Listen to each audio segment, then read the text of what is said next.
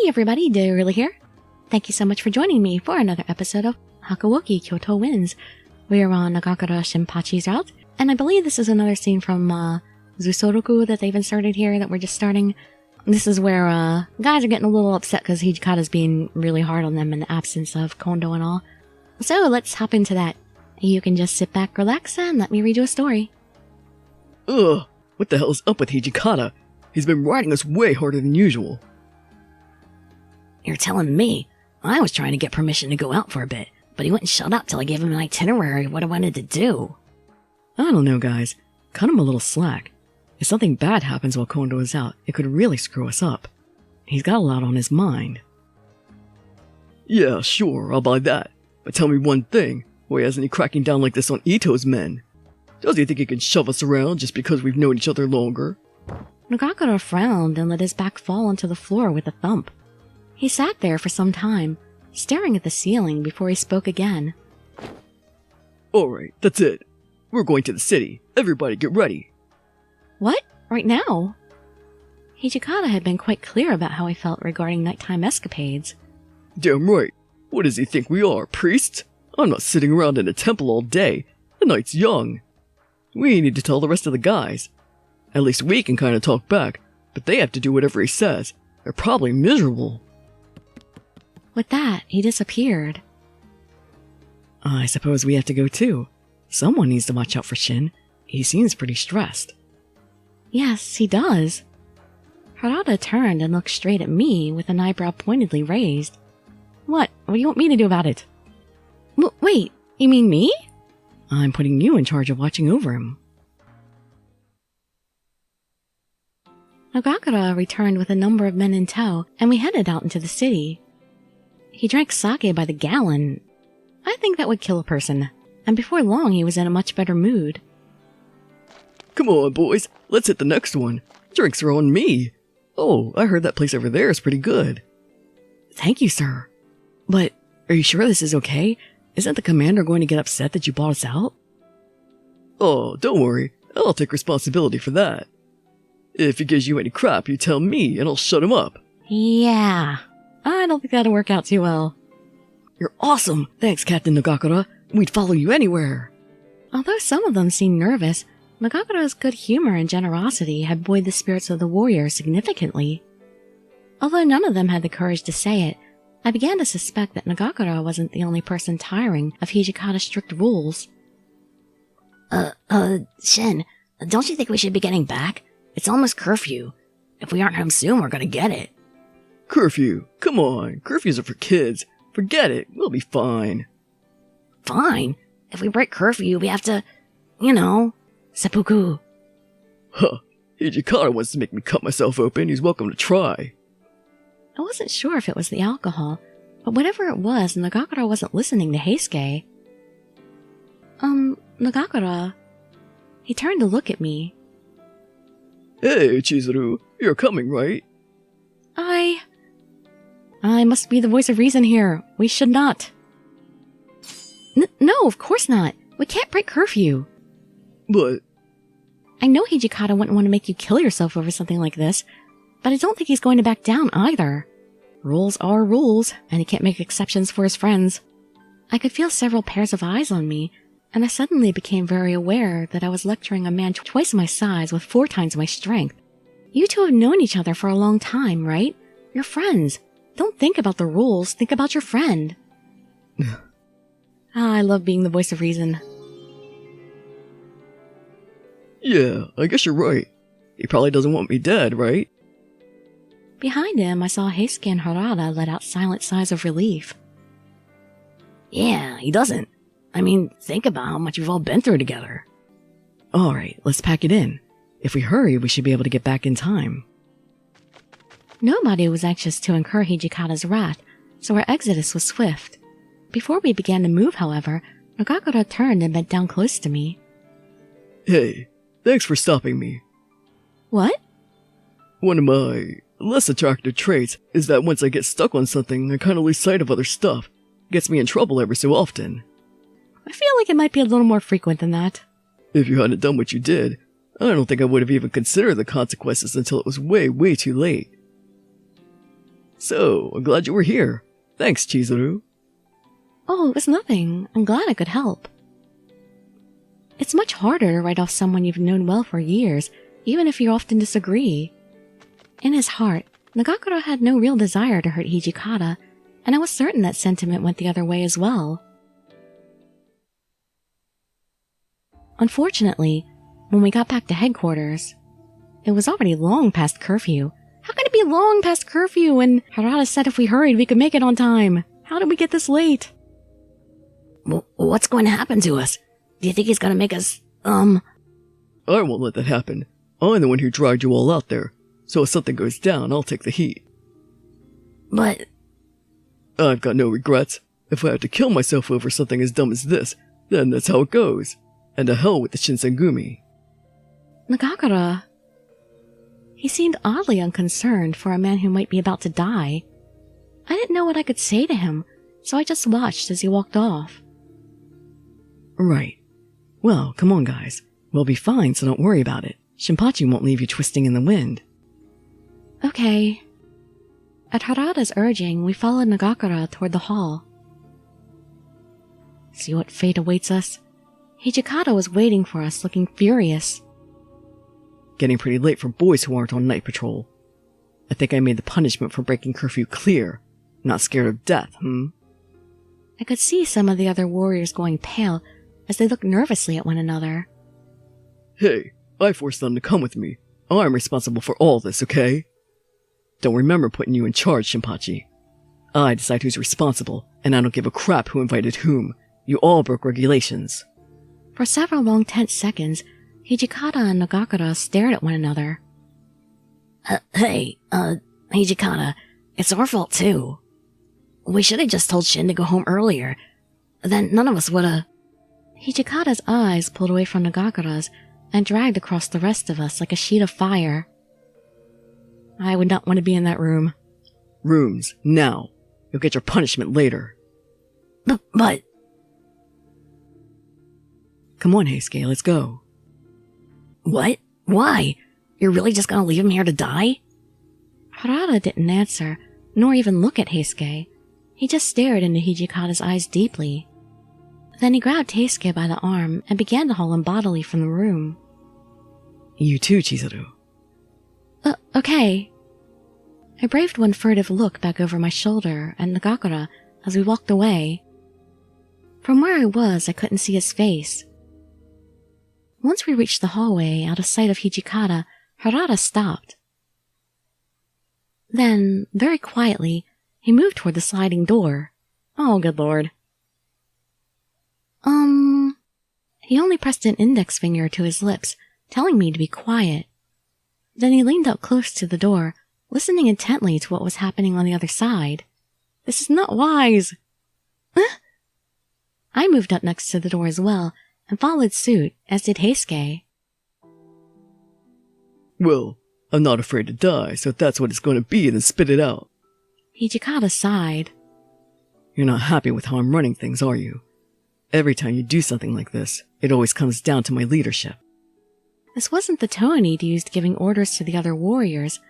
Back in Edo, before the move to Kyoto, he'd probably spoken that way all the time. Well, yeah, I guess so. Kondo, too. Don't you think you're being a little bit too much of a hard ass on some of this stuff? I mean, I know we're not exactly the kind of guys a girl takes home to meet her parents, but at least I know how to use this sword. And, I mean, tell me if I'm wrong, but that's why the Shinsengumi's where it is now, right? 'Cause we always fight like our lives depend on it. At least that's how I think. But now you go easy on guys who've never lifted a sword outside of a dojo, but you come down with an iron club on your veterans. Doesn't seem right. For a long time, Hijikata was silent. Then, when he finally spoke... Sorry. Nagakura gasped incredulously to his apology. As he was trying to find his footing again, Hijikata continued. But if I go easy on you, I get complaints. People saying stupid crap like I give you the easy jobs, or the ones that'll make you look good, or get more money, or that I play favorites. You really want people to think the reason that you got your position is from nepotism. Still, maybe you're right. I might have gone too far. I apologize. Nagakura was silent. When he finally spoke, I could hear a bitter smile in his voice. Dang it, man. I just can't win with you, can I? If you started lecturing me about regulations or my responsibilities as a leader, then I was just going to leave. But when you start acting like how you were back in the day, there's no way I could say no. You sure got me pegged. I heard him scratch his head. He must have scratched his head awfully loud for us to hear it out there. Oh, I screwed up too. I should have just talked to you instead of acting like a spoiled kid. Let's you and me go get a drink sometime. We'll get something you can stomach. Huh. I can drink as much as you can. I just choose not to. Oh, don't lie to yourself. Everybody knows all about you, Hijikata. They talked a little longer, about nothing really. Then Nagakura stood up and walked toward us. Run! We started to back away. That's why it wasn't a good idea to eavesdrop. Hey, what the hell? Have you been listening the whole time? Of course. Knowing you, I was worried you'd be at each other's throats the moment we left. And then you'd end up dead. What are you talking about? Last I checked, only one of us has actually tried to off himself, Sano. Harada and Heisuke looked at one another, relieved, and headed back toward their rooms. As I watched them go, I heard Nagakura mumble something to himself. Whenever he does that, I can't bring myself to leave, even if things are really bad. What? If Kondo and Hijikata ever get, too big and forget where they came from, I'll leave and never look back. But there's still a part of Hijikata that hasn't changed since I met him back in Edo. Whenever I see that, I can't bring myself to leave. I could see nostalgia in Nagakura's eyes as he turned and looked back toward Hijikata. There was no mistaking how deep their bond was. Compared to the length of time they'd known one another, my time with the Shinsengumi barely amounted to anything. I see what you mean. If the Shinsengumi fell apart, I'd be devastated. So in a way, I thought I understood how he felt. It looks like this is just the beginning, though. Lots more coming down the pipe. I hope we can stick together. All of us. Me too. I wish it could last. Me too. I meant every word I said. All two of them. And probably yet more skipping time. Ah, and we get a new scene with Soma here. Oddly, out of the middle of nothing.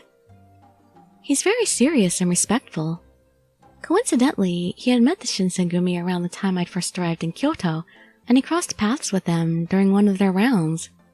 Shortly after, Kondo had crossed paths with Soma when he visited Choshu with the envoy, and Kondo invited Soma to join the Shinsengumi. Now, he currently works as Kondo's page. I really respect how much effort he puts into his work, and he keeps spirits high. So it was just new word of introduction. Alright, and this time we have to choose Sen. There was a lot on my mind, but what worried me the most was Sen. I don't know why we're getting a slow fade out and in for that. I was thinking about the woman who I'd met. While in the city of Kyoto, a chance encounter brought me to meet this young woman, Sen. Sen was full of energy and always showed me great kindness. She took one look at me and saw through my disguise, but even still she didn't pry too much into my affairs or ask about the Shinsengumi. Perhaps she was just being considerate. Since I had been living at the compounds for so long, it had felt like ages since I'd made a female acquaintance. Now that I think of it, I guess I could say that I know Nagumo now as well. Well, you met her in passing. People had told me that I look like Nagumo, but if I were to dress like a woman again, I had no confidence that I'd look anywhere near as gorgeous as she does. All the girls I've met all looked like they were about the same age as me, but they were all dressed as real girls.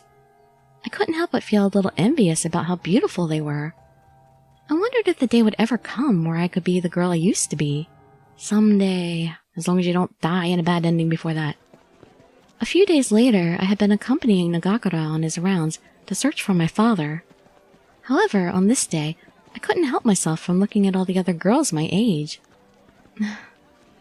I mean, although my outer appearance wasn't the best tip-off, I was still a girl, so all the lovely kimonos and accessories I saw caught my eye.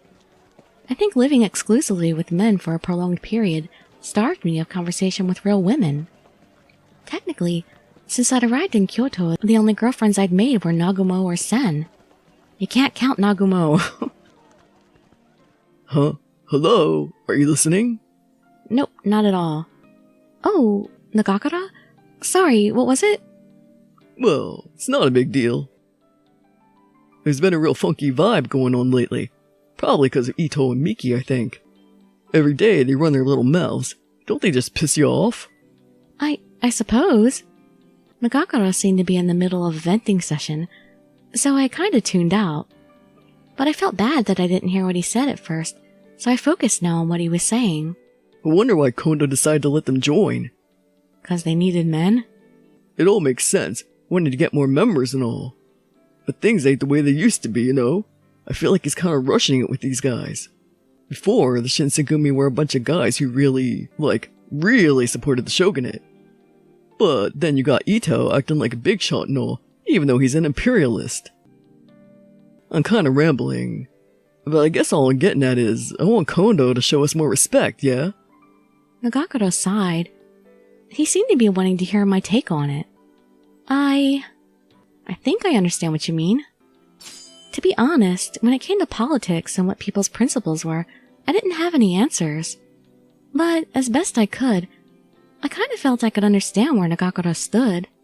I mean, even for myself, I felt if the Shinsengumi relaxed some of their regulations, I'd be happier.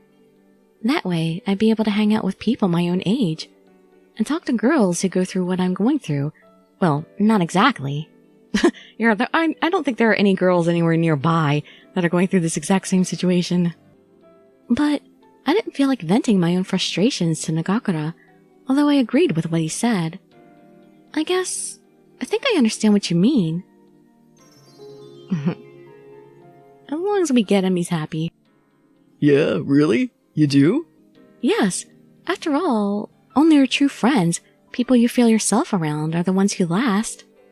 I feel like you should look after your friends in whom you confide. They're people who help you lessen the burden of life. Yes, exactly. Gosh, it's so nice to have friends who you're comfortable with. Yes, I agree. I smiled and nodded toward Nagakura, who seemed to be pleased. Sorry for dumping all this on you. Oh no, please don't apologize. I was feeling a similar way, to be honest. Nagakura timidly asked. Wait, do you also have a problem with Ito? No, that's not the part I meant. Oh yeah, huh? Well, whenever you gotta get stuff off your chest, I'm your guy. Will you be my guy for other things too? Sounds good. Oh, and could you keep what I said about Ito between you and me? Of course. This conversation is between us. Sweet. I feel a lot better after talking to you. True, my own worries weren't totally assuaged, but Nagakura had snapped back into his normal stride and bright attitude. I hadn't seen him act this way around anyone other than Harada or Heisuke. Thinking about it made me really happy. It made me feel like I was part of them. I blushed from the thought. Alright, time to kick into high gear for this round. Me too. I'll work hard to find some clues. Nagakura's energy was so contagious that I too felt motivated to answer just as energetically. Although I figured it'd be a while until I could sit and talk to a girl my age. I still had a lot of people in whom I could confide, people who cared about my well-being. I ran after Nagakura's back as he upped his brisk pace. As we continued through our rounds through the city, something happened elsewhere at the same time. The Shinsengumi had received official orders from the shogunate to guard the notice board that was vandalized by the Sanjo-Ohashi Bridge. Harada, who was guarding the notice board on the night of, had arrested the culprits. However, there supposedly was a woman who'd caused trouble for them. According to Harada, that person looked just like me, but thanks to the numerous men who'd vouched for me, corroborating the story that I'd been elsewhere, no one actually suspected me, but still, the thought of someone else out there who shared my appearance left me disturbed. Then skipping more? Alright, Ito was about to leave, so he had to say I was especially worried about these soldiers. And following that, someone close to the people who were leaving. May 1867. May 1867. A month had passed since Ito's exodus, and the Shinsengumi were still adjusting. I wanted to clean the compound, so I picked up a broom and headed outside. I saw Harada and Nagakura talking with one another, and they noticed me. Hey, Chizuru. You going off to clean? Man, you're working hard. Well, yes, I am. It's my job. I hope your day is going well. I think this is the last Zuisoroku scene for Nagakura that's left. I smiled as I answered, but when I noticed how stern they looked, my face fell.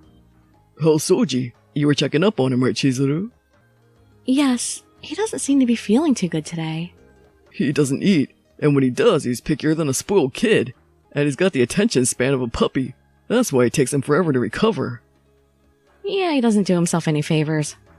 Yeah, well, you eat too much. You'll put anything in your mouth that isn't rotting.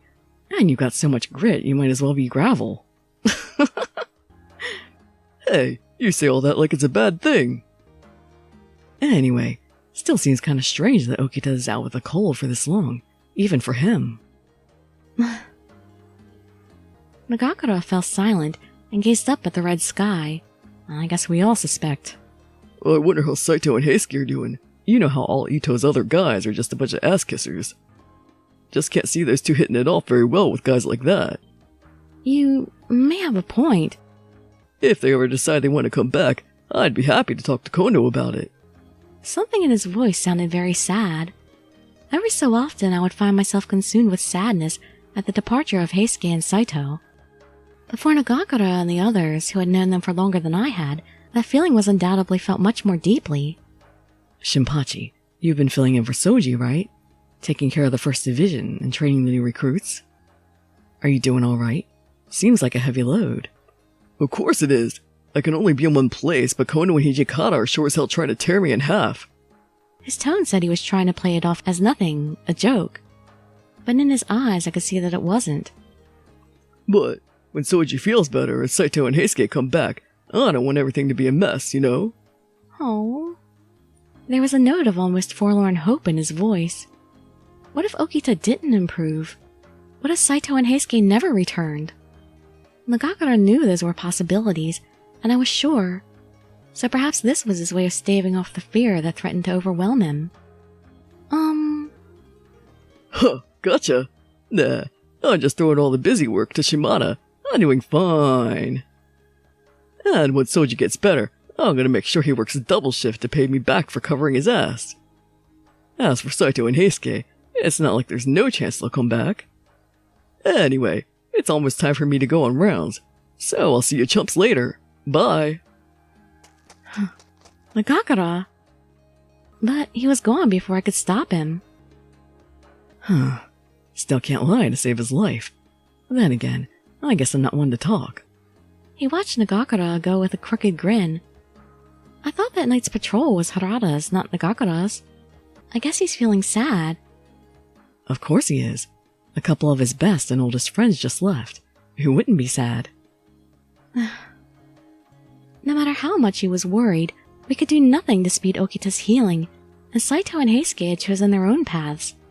Feeling sad would hardly change their minds. I just hope he can lie well enough to convince himself. What? Well, look at Soji or Saito and Heisuke. There's nothing we can do about any of that. But Shinpachi's not the kind of guy who's willing to just roll over like that. So this whole thing, it's gotta hurt. I looked down at the ground. Was admitting defeat really our only choice? I threw myself into cleaning, hoping that hard work would wash away my grim mood. Much later, I was on my way back to my room to get ready for bed, when I remembered I hadn't prepared food for breakfast. I hurried back to the kitchen. Alright, there we go. With so much bad news fresh in our minds, I hoped eating something delicious would help our spirits. Our preparations finished, I headed back toward my room. When suddenly, I was halfway there when... Huh? I heard the sound of someone grunting with effort, and the soft hiss of a sword moving through the air. I scanned the dark courtyard, until I spotted a shadow near the edge. Was it an intruder? This is like a bad horror movie where you go and investigate the strange sound by yourself. I mean, of course it's not the case because it's Hakuoki, so... But still, it's not a wise decision. This is how horror movies happen. If so, I need to report... No, it was...